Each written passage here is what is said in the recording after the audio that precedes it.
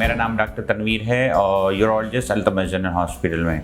अच्छा, आज का जो मौजू है, टॉपिक है, डिस्कशन की है, वो है रमज़ान मुबारक में गुर्दे के मरीज़ को क्या चीज़ें करनी चाहिए, क्या परहेज़ करनी चाहिए और क्या चीज़ें खानी चाहिए और किस तरह करना है। देखिए, रमज़ान मुबारक एक मुक़द्दस महीना है और मज़हबी एतबार के हिसाब से बहुत इम्पोर्टेंट है इसके साथ साथ उसके मेडिकली प्रूवन रिसर्च के हिसाब से उसके काफ़ी फ़ायदे हैं।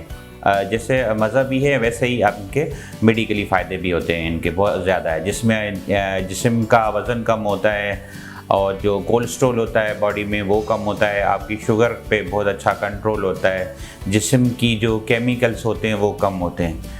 तो ऐसे मरीज़ को जो गुर्दे के मसले हैं, जिनको पथरी का मसला है या जिनको इन्फेक्शन का मसला है, ऐसे मरीज़ रोज़े रख सकते हैं। लेकिन रोज़े रखने के साथ साथ कुछ जो चीज़ें होती हैं जो उनका कंट्रोल करनी चाहिए। डाइट में सबसे इम्पॉर्टेंट है इनका पानी की मिक़दार।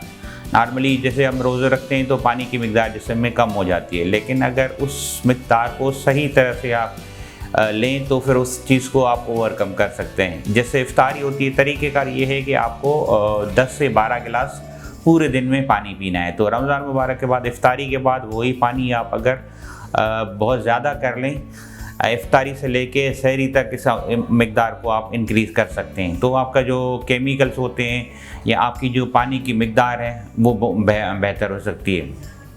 दूसरा ये है कि इनका गुर्दे का मसला है या पथरी का मसला है या इन्फेक्शन का मसला है, वो जैसे इफ्तारी होती है हमारे यहाँ देखा गया है कि वो चीज़ें जो हैं जिसमें नमक है, नमक वाली चीज़ें या मसाले वाली चीज़ें, चिकनाई वाली चीज़ें या मीठी चीज़ें ज़्यादा इस्तेमाल करते हैं। तो इस चीज़ों को भी आप ओवरकम करें तो आपको जो गुर्दे के मसले हैं वो कम होने के चांसेस होते हैं। पानी का मिक़दार बढ़ाना है, रूटीन में अपनी लाइफ स्टाइल सही रखना है, इफ्तारी के बाद बहुत ज़्यादा चीज़ें नहीं खानी है। आप उसके बाद एक्सरसाइज जो है वो भी कर सकते हैं। अच्छा, रमज़ान मुबारक में जो अक्सर हमारे पास यूरोलॉजी पेशेंट आते हैं उनमें सबसे कॉमन होता है स्टोन का मसला। या तो गुर्दे में पथरी होती है या फिर नाली के अंदर पथरी होती है। दूसरा मसला होता है पेशाब का इन्फेक्शन। इस तरह के मरीज़ अक्सर कमर में दर्द, मसाने में दर्द या पेशाब के मसले, बल्कि जल्दी आना या पेशाब में खून आना, तो इस तरह के मसले होते हैं। तो ये देखना होता है कि वो डिहाइड्रेशन की वजह से है या इन्फेक्शन की वजह से है या स्टोन की वजह से।